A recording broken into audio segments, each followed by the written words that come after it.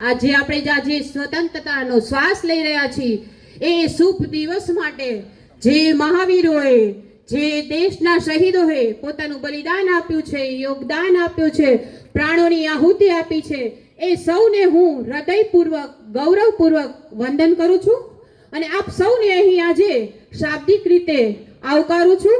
મિત્રો, મોદી સાહેબના સુશાસનમાં અને રાજ્યના મુખ્યમંત્રી ભૂપેન્દ્રભાઈ ના શાસનમાં એમના માર્ગદર્શન હેઠળ અંજારની અંદર દેશભક્તિના લોકોના હૃદયમાં જગાડવા માટે જુદા જુદા પ્રોગ્રામોનું આયોજન કરવામાં આવ્યું. એમાંથી એક પ્રોગ્રામ જે હતો તિરંગા યાત્રાનો, એ બહુ સફળ રીતે ઉજવવામાં આવ્યો. અંજારની જાહેર જનતા એક જ સ્થળે ભક્તિના રંગે રંગાઈને ખૂબ મોટી સંખ્યામાં એમણે ફાળો આપ્યો. આવા અનેક પ્રોગ્રામો કરવામાં આવ્યા. બીજું મિત્રો કે અંજાર નગરપાલિકાની અંદર આપે સૌએ જોયું હશે કે અલગ અલગ કામોનું બધું આયોજન હાથ ધરવામાં આવ્યું છે. જૂના કામો જે હતા એનું વર્ક ઓર્ડર આપવામાં આવ્યું છે. બીજું કે અત્યારની જે 1 કરોડની ગ્રાન્ટ છે એમાં ટ્રાફિક ચિલ્ડ્રન પાર્ક બનાવવામાં આવશે, પોલીસ ચોકી બનાવવામાં આવશે, 5500 ચોરસ કિલોમીટરની અંદર એક બાળકો માટેની બીજી વ્યવસ્થા કરવામાં આવશે. આવા અનેક કામો હાથ ધરવામાં આવ્યા છે.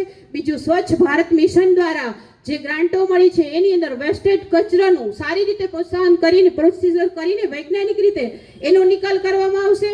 અને અંજારની અંદર જે 3 રાજ્ય માર્ગો હતા એને નગરપાલિકાએ પોતાના હસ્તક લીધા છે.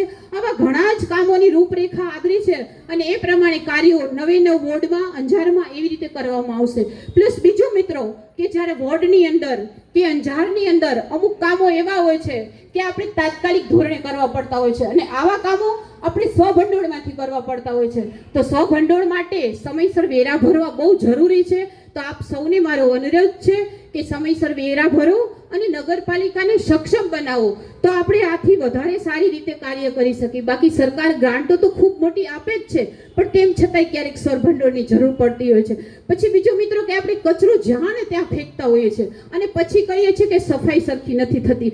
પણ એક વખત કચરો સુવ્યવસ્થિત એની જગ્યાએ જો નાખવામાં આવે તો આ પ્રોબ્લેમ બંધ થઈ જાય. પ્લસ બીજું કે પ્લાસ્ટિકની થેલીઓ વાપરીને જ્યાં ત્યાં ફેંકતા હોય છે તો ગાયો ખાય છે, બીજા પશુઓ બોલ ખાય છે અને એને જેને પેટની સમસ્યાઓ, કેન્સર આ તે વગેરે ઉદ્ભવતું હોય છે.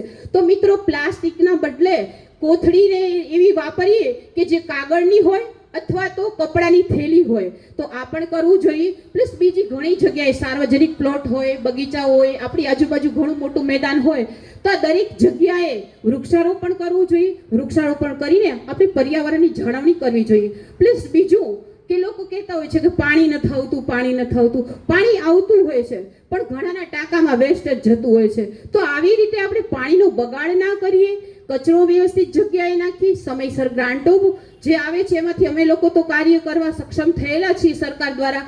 તો આમાં થોડોક પોતાનો સાથ સહકાર આપવો મિત્રો. જય હિન્દ, જય ભારત.